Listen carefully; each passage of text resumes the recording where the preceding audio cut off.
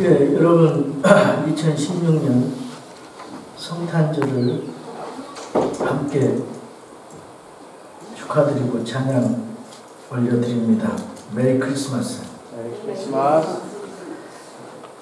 어제 그 성탄 연극과 또 홈리스 나눔 행사를 DC에서 가졌습니다. 다들 참 제주가 좋더라고요. 청년들도 그 성도들이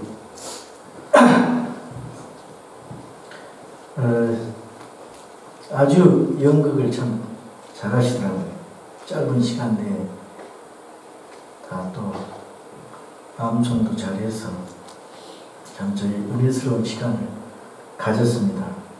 또 오늘 아침에는 아주 좋은 기쁜 소식을 들었습니다. 크리스마스 선물인데요. 우리 수진 자매님 11년 동안 찬이 아빠를 위해서 구원을 위해서 기도했는데 우리 찬이 아빠가 예수님을 영접한다고 고백을 했다고 합니다. 우리 다 함께 계속해서 기도해 주시기 바랍니다. 얼마나 기쁘고 감사한 일입니까? 아직도 남편이 믿지 않는 분들은 실망하지 마시고 포기하지 마시고 하나님 앞에 지속적으로 기도하시다 보면은 여러분에게도 좋은 선물이 오게 될 줄로 믿습니다. 우리가 성탄을 맞는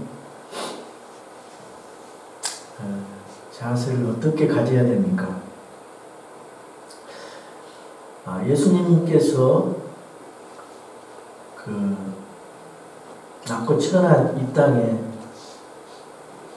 사람의 몸을 입으시고 오셨습니다. 그 예수님은 임마누엘의 하나님이 되십니다. 우리 함께 계신 하나님, 그 하나님께서 육체를 입으시고 이 땅에 오신 분이 바로 예수 그리스도이십니다. 우리가 성탄절날 휴일이고 또 여러 가지 선물 교환도 하고 카드도 보내고 크리스마스 추리도 있고 여러 가지 다른 건 다 해도 가장 중요한 예수님을 망각한다면 아무런 의미가 없을 것입니다. 우리 예수님께서는 이 땅에 죽으러 오셨습니다. 우리 인간이 죽을 수밖에 없는 그런 절망적인 상태로 빠졌어요. 그 죽어있는 인간들을 살리기 위해서 예수님이 대신 죽으러 오셨어요. 그리고 부활하시고 승천하셔서 다시 또 재림주로 오십니다. 이걸 전체적으로 다 봐야 돼요. 우리 성탄절날 마리아의 품속에 안고 있는 어린 아기 예수에게만 초점을 주면은 예수님이 그 나약하고 어리다는 그런 그 어머니가 보호하고 있는 그런 예수님에게 초점을 두면 안 됩니다. 성탄절은 그 부활과 재림의 예수님까지 다 봐야 돼요. 예수님이 재림하시러 오십니다. 심판주로. 그때는 나약한 그런 모습이 아니라 영광스러운 모습으로 재림주로 오십니다. 그래서 다 같이 봐야 됩니다. 그래서 우리 예수님 이 땅에 오신 것 참 감사합니다. 또 다시 오실 재림 예수님을 우리는 기다려야 됩니다. 기다림이 없다면, 재림은 믿는데 기다림이 없다면 그 뭔가 잘못된 믿음입니다. 아멘 주 예수님 오시옵소서. 이렇게 맨 마지막에 성경에 계시록이 끝나고 있습니다. 우리 예수님께서 큰 기쁨의 좋은 소식을 주시고 위로와 평안과 소망을 주시기 위해서 이 땅에 오셨습니다. 그래서 여러분 진정한 그 소망과 기쁨과 위로가 예수님으로 인해서 있습니까? 아멘. 우리 함께 하시는 예수님, 함께 하신 하나님, 우리 안에 찾아오신 이 놀라우신 예수 그리스도로 인하여 참 주님 앞에 참된 감사와 찬양과 경배를 드리시는 저와 여러분이 되기를 주님의 이름으로 축원합니다. 네. 오늘 본문은 15절이 굉장히 중요한 절입니다. 우리 15절을 한번 찾아보시기 바랍니다. 창세기 3장 15절. 우리 찾아서 함께 읽겠습니다. 내가 너와 여자 사이에 또 내 씨와 그녀의 씨 사이에 적개심을 두리니 그 씨는 내 머리를 상하게 할 것이요 너는 그의 발꿈치를 상하게 할 것이라 하시고, 여기에 내 씨가 나와요. 내 씨, 너의 씨. 내 씨라는 것은 마귀 사탄, 뱀을 말하는 겁니다. 그 다음에 여기 그녀의 씨, 그 여자의 씨, 이브의 씨, 여자의 씨는 예수 그리스도를 말하는 거예요.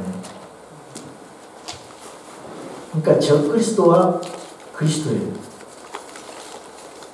자, 여기 그녀의 씨는 여자의 씨인데, 여기서 여자에게서 난 사람, 다 여자에게서 낳죠. 그런데 아버지와 사랑의 관계를 통해서 다 낳잖아요. 그런데 아버지 그런 관계가 아니고 성령으로 여자의 몸을 빌려서 낳으신 여자의 씨, 그렇게 낳으신 분 있습니까? 이 세상에는 한 사람도 없어요. 그런 사람. 오직 예수님만이 여자의 씨에서 났어요. 다 남자의 씨에서 났어요. 범죄한 인간의 아담의 씨를 통해서 태어났어요. 여자의 씨, 그 여자의 씨에게서 난 사람은 완전하신 인간 예수 그리스도, 완전하신 하나님 예수 그리스도십니다. 믿으십니까? 아멘. 그걸 예수님의 신성과 인성이라고 합니다. 여기 이 말씀이 주어진 배경이 있어요. 첫사람 아담과 이브가 하나님의 말씀에 불신앙하고 불순종해서 선악과를 따먹었잖아요. 그래서 반드시 죽으리라고 하는 그 말씀이 이 인류에게 적용이 되게 됐어요. 그래서 인간이 영광과 육의 죽음이 찾아오게 된 것입니다. 그 인간은 이제 절망 아래 있게 됐고 저주 아래 있게 됐어요. 심판 아래 있게 됐습니다. 그 아담과 이브가 절망하는 모습을 기록하고 있어요. 그래서 이 절망의 상태, 하나님의 말씀을 어긴 상태를 세 가지로 나타나고 있습니다. 여기 10절에 보니까 두려움을 느끼고 있어요. 하나님 앞에 죄를 짓고 나서 두려움을 느낍니다. fear. 왜 두려움을 느끼냐? 벗었음으로 두려워하였다 그랬습니다. 벗었음으로. 맨 처음에는 다 벌거벗었지만 부끄러워하지 않고 그랬었는데 이 수치심으로 인한 두려움입니다. 그리고 죄책감으로 인한 두려움이에요. 하나님을 뵐 면목이 없는 두려움입니다. 하나님의 저주와 진노를 피할 길이 없음을 깨달은 두려움입니다. 하나님을 거역하여 그 대가로 죽을 수밖에 없는 그런 인간의 상태로 된 것에 대한 두려움입니다. 이 두려움은 인간이 하나님을 신뢰하고 또 하나님과 화해를 이루기까지는 이 두려움은 계속되는 것입니다. 그리고 8절과 10절에 보면은 도피합니다. 하나님을 피해서 숨어버립니다.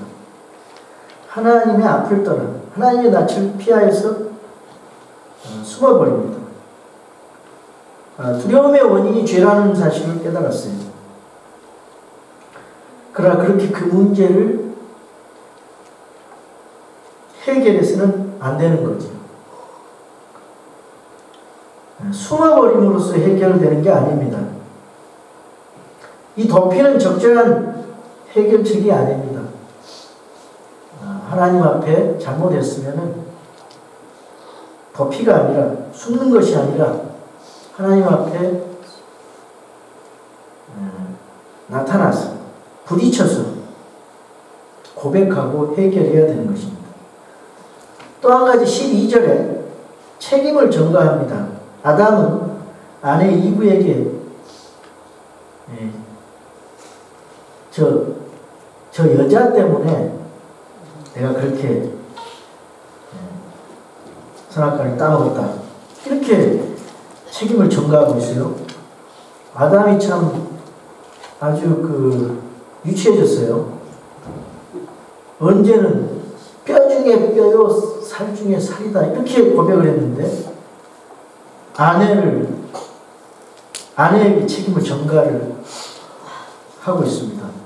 그리고 은근히 하나님에게도 책임을 전가하고 비난합니다. 하나님이 주신 그 여자 때문에 그 여자를 주지 않았다면 죄 짓지 않았을 것을.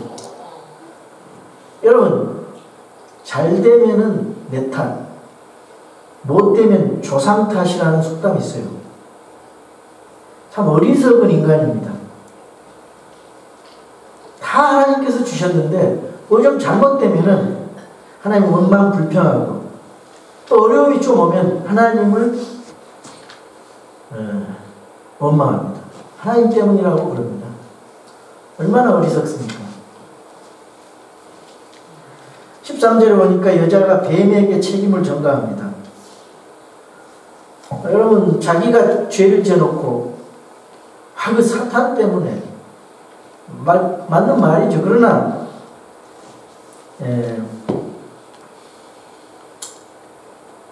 하나님 제가 한순간에 그 사탄 때문에 속았습니다.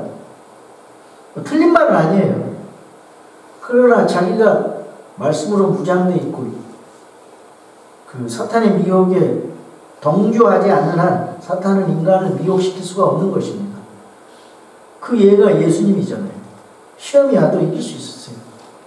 이럴 때는 제일 좋은 방법이 주님 제가 잘못했습니다. 용서해 주세요. 모든 것이 제 잘못입니다. 제 책임입니다. 그렇게 해야 되는데 그렇게 해야 문제 해결이 되는데 자꾸만 책임 전가를 하고 도피하고 그 두려움에 빠지게 되는 것입니다. 그런데 이런 인간에게 이 절망인 상태에 있는 인간에게 본문은 희망과 기쁜 소식을 전해줍니다. 이 창세기 3장 15절은 최초의 복음이라고 말할 수 있습니다. 최초로 메시아가 이 땅에 오게 될 것이다. 여자의 씨, 여자의 후손으로 오게 될 것이다. 이렇게 말씀하고 있어요. 그래서 이 절망에 빠진 인간을 찾아오셔서 소망의 말씀, 기쁜 소식, 복음을 주시고 믿는 것입니다. 여기 9절에 보니까 하나님이 아담을 부르시면서 찾으세요. 아담아, 내가 어디 있느냐? 성경의 두 번째 질문. 첫 번째 질문, 사탄이 이브에게 하는 질문이에요. 하나님께서 참으로 그렇게 말씀하시더냐? 두 번째는 하나님께서 아담에게 아담아, 네가 어디 있느냐?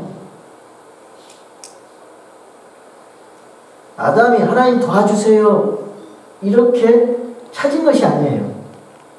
하나님이 먼저 아담을 찾아오셨어요. 하나님이 먼저 아담을 사랑하시고 긍휼히 여기시고 다가오신 것입니다. 이것이 소망이고 복음의 시작인 것입니다. 이 세상의 모든 종교는 인간이 신을 찾아갑니다. 그러나 이 기독교의 복음은 하나님께서 사람을 찾아오셨습니다. 그분이 바로 예수 그리스도이십니다. 여기 8절에서 9절에 보면 하나님께서 급하게 찾아오지 않았어요. 아담이 당황할까 봐 여유를 가지시고 천천히 에덴 동산을 거니시면서 아담에게 다가오셨습니다. 하나님이 이른 새벽에 찾아오시지 않았습니다. 하나님은 뜨거운 한낮에 부리지도 않았습니다. 서늘할 무렵에 찾아오셔서 놀라운 약속을 하십니다. 여자의 시가 뭐라고 합니까? 여자의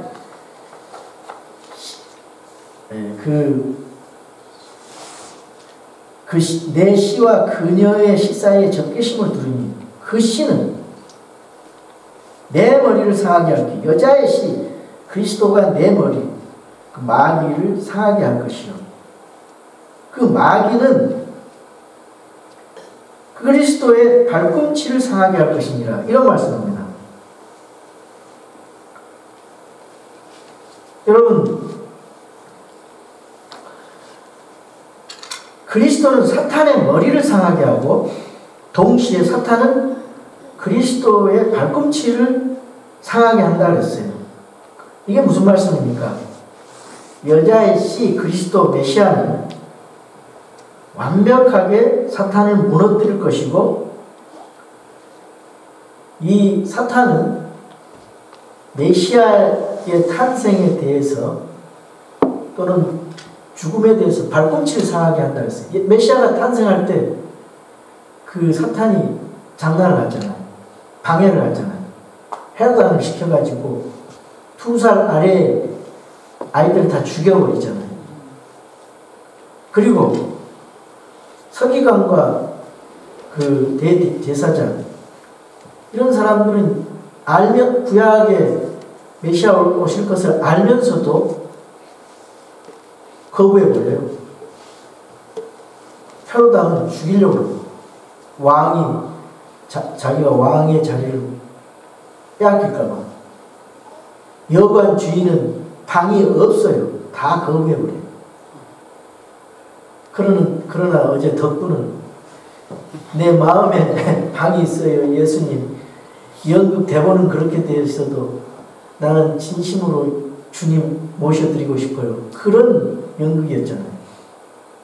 목자들이 예수님을 영접을 해요. 동방 박사들이 영접을 합니다. 그래서 여러분들도 저도 영접을 했어요. 그래서 우리가 영존한 생명을 갖게 된 것입니다. 이 사탄이 또 십자가 사건으로 발꿈치를 상하게 하거든요. 예수님께서 십자가에 달리셨을 때 사탄이 승리한 줄 알았죠. 그러나 결국 예수 그리스도의 죽으신 인간을 대속하시기 위한 속죄의 죽음이었고 오히려 사탄을 패배시키는 승리의 길이 된 것입니다. 십자가를 지심으로 죄값을 지불하시고 죄 문제를 해결하는 길을 열어주신 것입니다. 그리고 예수님께서 부활하셔서 또 승천하시고 그리고 미래에 재림하셔서 이제 사탄을 불못에 던져서 영원히 멸망받게 할 것입니다. 사탄은 패잔병입니다. 이미 갈보리 사건에서 실패했습니다. 예수님은 승리자예요. 예수님 안에 붙은 우리들은 이긴 자들입니다. 승리한 사람들.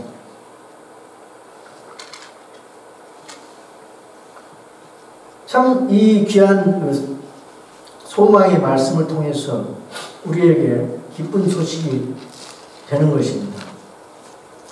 하나님께서는 구약의 많은 기록을 통해서 메시아를 주시겠다고 하는 그런 기록이 많이 나와요. 가죽 옷으로 아담과 이브의 옷을 입혀주시잖아요. 그 가죽 옷은 어린 양이 죽어야만 돼요. 피를 흘려서. 그 가죽 옷은 무엇이냐? 메시아를 예표하는 것입니다. 아멘. 그리고 창세기 22장에 보면은 아브라함이 이삭을 잡아드리는 장면이 있어요. 근데 어린 양을 하나님께서 예비해놨다 했어요. 그 어린 양은 누구냐? 예수 그리스도. 실제로 죽은 거는 순양이었거든요. 또 6월절 어린 양. 이스라엘 백성이 6월절 어린 양. 이게 예수님 오시기 전 700년 전에는 이사야 대언자가 아주 놀라운 말씀을 하세요. 이사야서 7장 14절을 한번 찾아보겠습니다. 이사야서 7장 14절. 우리 전부 성경을 찾으세요. 이사야서 7장 14절.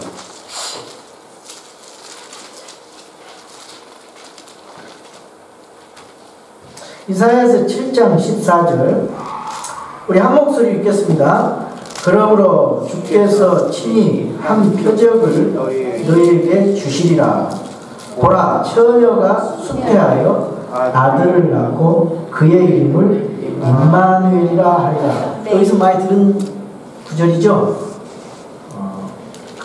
마태복음 1장에 나오죠. 21절에서 23절에. 또 이사야서 9장 6절과 7절을 읽겠습니다. 9장 6절과 7절. 한 목소리 읽습니다. 이는 한 아이가 우리에게 태어났고 한 아들을 우리에게 주셨는데 그의 어깨에는 정권이 놓이고 그의 이름은 놀라우시니 좋은 자, 강하신 하나님, 영존하는 아버지, 평화의 통치자라 할 것이기 때문이다. 그의 정권과 화평의 번창함이 끝이 없으며 그가 다윗의 왕자와 그의 왕위에 군림하여 그것을 정비하고 이제로부터 영원토록 판단의 공의와 정의로 그것을 굳게 세우리라. 만군의 주의 열심히 그것을 이루리라. 네, 누가복음 2장에도 이 말씀이 나와 있어요. 1장 2장에도. 자, 그러면은 여기 700년 전에 이스라엘의 상태가 어떤 상태였는가? 그때 이제 하도 이스라엘과 활동했던 이스라엘과 유대 왕들과 지도자들은 부패하고 무능했습니다. 관리들은 뇌물을 받고 사치와 허영에 탐닉하고 있었어요. 그래서 그 나라가 외세 침입 앞에 무방비 상태에 방치되어 있었습니다. 백성들은 삶의 방향을 잃어버리고 자포자기하고 절망의 수렁 속에서 빠져들고 있었습니다. 그때 이사야가 선포했어요. 백성들이여 위로를 받으라. 하나님께서 우리에게 위대한 지도자를 앞으로 보내주실 것이다. 그 지도자를 소망하며 살라. 그분은 한 아기의 모습으로 오실 것이다. 그분에게는 여러 이름들이 주어질 것인데 하나의 이름으로 설명할 수가 없기 때문에 영광스럽고 아름다우며 그 고결하신 인격과 신비스러운 그분의 존재를 여러 가지 이름으로 이사야가 설명을 하고 있습니다. 이 미가서에 보면 5장 2절에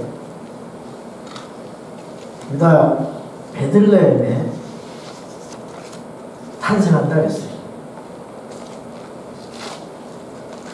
예수님은 아기로 마을 구육관에 탄생하셨어요. 그렇게 천한 모습으로 탄생했습니다. 하늘의 영광을 부르시고 우리를 권하시고. 그러니까 우리 이 세상에서 말구간에 태어난 사람 한 사람도 없을 것입니다. 이 말은 무슨 말이냐?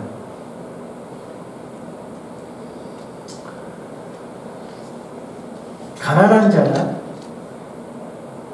부자나 모든 사람이 쉽게 다가설 수 있는 그런 인자하고 아름다운 아기 모습으로 찾아오실 것이라는 의미입니다. 우리와 함께 계시는 하나님이라는 뜻입니다. 그분은 마태복음 1장 21절에서 23절에 이렇게 찾아오셨습니다. 우리 마태복음 1장 21절에서 23절을 한번 보겠습니다. 마태복음 1장 21절에서 23절 함께 읽습니다. 그녀가 아들을 낳으니 너는 그의 이름을 예수라 하라. 이는 그가 자기 백성을 그들의 죄들에서 구원할 자비 아니라. 이제 이 모든 일이 일어난 것은 주에 관하여 대언자를 통해 말씀하신 것을 성취하게 하십니다. 보라, 처녀가 아이를 베어 아들을 낳을 것이요 그들이 그의 이름을 임마누엘이라 하리라 하셨으니 이것을 번역하면 우리와 함께 계시는 하나님이라는 뜻이라.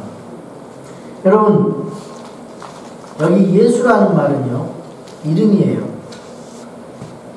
자기 백성을 그들의 죄들에서 구원할 자.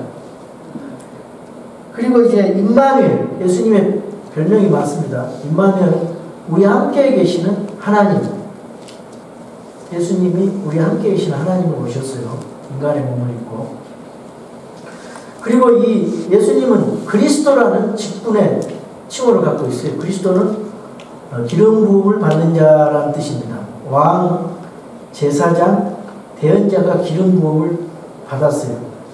완전한 왕, 완전한 대언자, 완전한 제사장, 이런 일을 예수님께서 완전하게 하시는 메시아라는 말입니다. 메시아라는 말은 그리스도라는 말이에요. 그리고 여기 그 이사야서에 보면은 9장에 보면은 5가지의 예수님에 관한 이름이 나오는데, 이러한 이름들은 구약 성경에 다 말씀으로 대언자들로 증거이 되어 있는 것입니다. 그리고 여기 아까 보니까 성령님으로 잉태됐다 했어요. 그러니까 2가지 이상의 그 증언으로 예수님이 하나님의 아들이고 하나님이라는 사실이 증언되고 있습니다. 여러분, 성령님께서 증언하십니다. 그리고 하나님 말씀, 대언자, 하나님의 말씀이 되어난 그 증언하십니다. 말씀과 성령님이 같이 증언하셔요. 그러니까 이분은 참 하나님이시오, 임마누엘 하나님이시오, 우리의 메시아가 되시는 것입니다. 예수님을 믿는다는 것은 예수님을 그리스도로 믿는 것, 메시아로 믿는 것입니다. 그래서 제가 그 예수님이 탄생하시는 그때가 얼마나 절망스러운 때였습니까?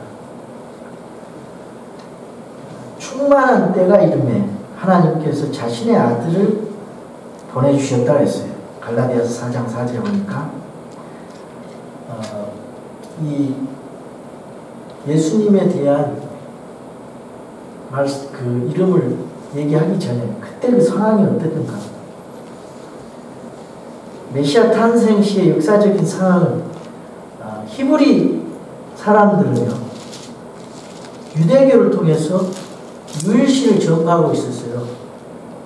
그때 헬라와 그 다음에 로마에는 신이 여러 가지 다신론, 그 범신론, 모든 게 신이라는 거예요. 인도의 범신론 있죠. 그런 상황이었어요. 히브리 사람들이 율법을 가르치고 전파하고 회당을 건설하고 나중에 신약성경과 복음을 받아들일 수 있는 그런 분위기를 잘 만들어놨습니다. 헤브라이즘, 그런 분위기였어요. 헬라 사람들은 어땠습니까? 그리스 사람들은 문화적인 분위기를 조성했습니다. 알렉산더 대왕이 세계를 정복하고 헬라어로 된 그 신약 성경을 받아들일 수 있는 그런 준비를 하고 있었어요. 헬라어가 세계 공용어였습니다. 자, 유대인들은 히브리는 종교적으로 그렇게 바탕을 마련하고 그리스인들은 문화적으로 그런 바탕을 마련했습니다. 로마인들은 정치적으로 기여를 합니다. 법과 질서에 의한 평화와 세계적인 그런 도로 건설, 그런 것들이 이제 잘 준비가 됐어요. 도로가 잘 정비가 되어서 나중에 복음을 잘 증거할 수 있는 그런 준비를 마련했던 그런 시대, 로마 제국의 압제 아래 있었어요. 그래서 백성들이 노예가 돼가지고 절망 가운데 있을 때 메시아가 오신 것입니다. 그러니까 얼마나 그 메시아가 오셨으니까 그 기뻐하고 하늘의 영광 땅에는 기뻐, 그 평화라겠죠. 그래야 되는데 이스라엘 백성들은 예수님을 영접하는데 종교 지도자들이 못 믿게 방해를 하잖아요. 자, 이 놀라운 이 성육신의 사건, 이것이 하나님의 열심에 의해서 역사적으로 이 땅에 찾아오셨어요. 그 인간적인 그런 출생의 과정을 통해서 하나님의 아들로서 신성으로 주어져서 우리 예수님께서 진정한 통치자로서 어깨에 정권이 놓였다 그랬어요. 장차 재림주로 오셔서 통치하실 그런 영원한 통치자로서 초림에 오신 것입니다. 여러분, 예수님은 이름이 굉장히 많으세요. 별명이. 여기 지하에 지난번에 내려본 그 벽에다가 예수님의 이름에 대해서 수십 가지, 길이요, 진리요, 생명이요, 참 어린 양, 참 많이 나오더라고요. 그런데 이 5가지 이름만 이사야 9장에 6절 7절에 나와 있는 그 이름이 뭔가 잠시 좀 살펴보고 하나님 말씀 마치겠습니다. 놀라우신 이 그랬어요. 놀라우신 이, 원더풀입니다. 원더풀. 이 아이에 대해서 그저 놀랍다는 단어 외에 설명할 수가 없어요. His name is wonderful. 여러분, 그분의 탄생이 얼마나 놀랐습니까?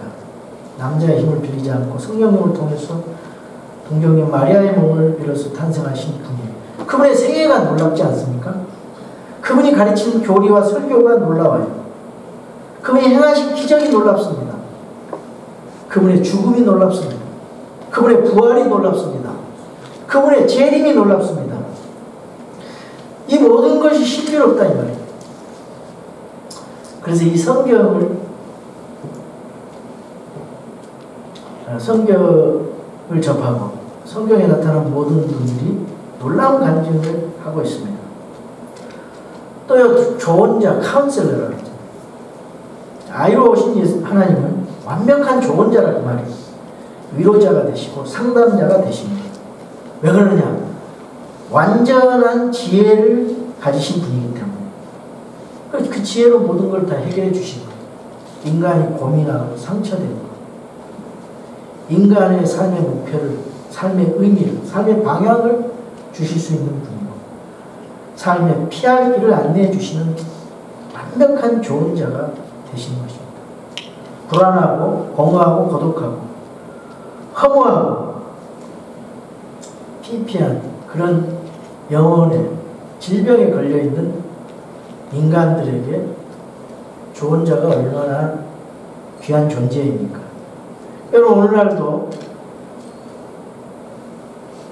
이분께서 우리 함께 걸어주시고 저의 작은 시름소리를 들으시고 내 눈물을 보시고 내 가슴의 상처를 치료하시는 위로의 친구가 되어주시는 분이 바로 우리 주 예수 그리스도이십니다. 여러분, 마음이 답답하고 괴로울 때 친구에게 얘기하면 얼마나 홀갑을 합니까? 근데 어떤 친구는 상담자로 도움이 되기보다는 어떤 경우에 상처를 주고 되려 아픔이 더해지는 경우가 있습니다. 사람이 돕는 데는 한계가 있다 그 말입니다. 그러나 예수님은 완전한 상담자, 완전한 좋은 자입니다. 왜 그러느냐? 그분이 고통을 당하셨어요. 그래서 우리의 고통을 이해하십니다. 그분이 낙심을 당하고 배신을 당하고 그분이 절망하시기도 하고 그분이 오해를 받으시고 그분이 억울함을 당하시고 슬픔을 당하셨어요. 그래서 우리의 억울함과 슬픔과 고통과 절망과 우리의 모든 낙심을 우리 주님께서 이해하시는 것입니다. 우리의 배신을 주님께서 이해하시는 것입니다. 그래서 그분이 좋은 자요 상담자라 그 말이에요. 그리고 세 번째, 강하신 하나님이라고 했어요. 하나님께서는 지혜자인 동시에 전지하신 동시에 전능자이시다 그 말이에요. 천지를 말씀으로 창조하시는 그분께서 힘없는 여러분에게 권능을 주시고 능력을 주시고 그런 분이기 때문에 우리는 그분을 의지해야 됩니다. 그분을 신뢰할 때 위로가 생기고 새 힘이 솟아나는 것입니다. 그리고 영존하시는 아버지예요. 이분이 이 메시아는 아기로 오시는데요. 아버지 모습으로 같이 함께 오시는 거예요. 아버지와 같은 분으로 오시는 겁니다. 여러분, 우리가 아버지가 있다는 게 얼마나 참 감사합니까? 하나님 아버지를 부를 수 있다는 게 얼마나 감사해요. 나를 본 자는 아버지를 보았거늘. 예수님이 바로 아버지와 같은 분으로 오셨어요. 그분이 바로 여러분의 근본적인 필요를 해결해 주시고 함께해 주시는 아버지이십니다. 오늘도 내일도 영원히 동일한 영존하시는 아버지가 되십니다. 믿으십니까? 아멘. 그리고 평화의 통치자라고 했어요. 이 아이는 평범한 아기가 아니라 왕으로 통치자로 오시는 아기입니다. 옛날 왕은 강력하고 잔인한 힘으로 백성들을 다스리는 그런 독재자에 가까운 왕이었습니다. 그런데 우리 예수님은 독재를 하시지만은 의로 공평으로 통치하시기 때문에 그 독재가 너무 좋은 거예요. 한국에 좀 독재가 필요합니다. 선한 대통령이 나타나서 좀 교통정리를 해야 돼. 법과 질서가 무너졌기 때문에.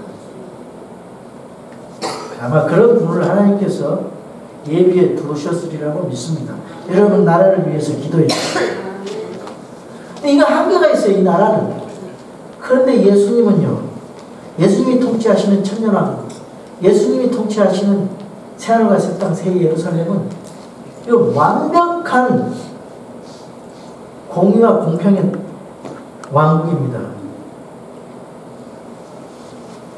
빈부귀천 남녀노소 누구나 접근할 수 있는 평화의 통치자라 그 말입니다. 가장 높은 것은 하나님께 영광이요 땅에서는 평화라고 했어요. 예수님께서 제자들에게 뭘 남기셨어요? 평안을 남기노니 곧 나의 평안을 너희에게 주노라. 이건 세상과 같지 않다 했어요. 이 평안은 마음에 근심하지도 말고 두려워하지도 말라 그랬어요. 세상이 줄 수도 없고 세상이 알지도 못하는 주님만이 주시는 평화인 것입니다. 예수 그리스도는 오늘도 여전히 평강의 왕이십니다. 그리스도께서 통치하시는 곳에는 평강이 있습니다. 이제 주님이 재림하시면 이 땅에 완전한 평화가 임하게 될 것입니다. 가정과 국가와 민족들이 평화롭게 될 것입니다. 천년왕국에서 주님은 평화의 왕으로 통치하실 것입니다. 그분은 공의와 정의의 가운데서 평화를 실현하실 것입니다. 여러분, 그때가 되기 전에 주님이 통치하시는 우리 마음속에 하나님의 왕국의 평화가 있습니다. 여러분, 그 하나님의 왕국의 통치를 경험하고 계십니까? 그걸 누리고 계십니까? 우리가 아무리 이 땅에 살아갈 동안에 괴로움과 고통과 절망과 탄식이 있을 수 있지만은 우리 마음속에 하나님의 왕국이 이미 통치되고 있는 사람에게는 우리 행복하고 평안할 수가 있습니다. 그렇기 때문에 우리는 주님과 올바른 관계를 맺어야 됩니다. 왜냐? 우리 예수님께서 우리 마음에 이 모든 문제를 해결해 주시기 때문입니다. 여러분, 2000년 전에 하나님의 때가 되어서 우리 예수님께서 메시아로 탄생하셔서 십자가에 죽으시고 영광스럽게 부활하시고 승천하셔서 이제 심판의 주님으로 다시 오실 주 예수 그리스도의 재림을 여러분 기다리십시오. 네. 예수 그리스도를 마음에 모시고 감사와 감격을 되찾는 우리 연말이 됩시다. 네. 그분은 우리와 함께 계시는 하나님이십니다. 그분 안에 있는 기쁨과 보람과 축복을 되찾는 깊은 성탈의 계절이 되시기를 주님의 이름으로 축원합니다. 아멘. 놀라운 주님의 그 이름을 찬양하고 능력의 그분의 이름을 드높이는 성탄과 연말의 계절을 누리시기를 주님의 이름으로 축원합니다. 아멘. 우리 다 같이 일어나셔서 찬송가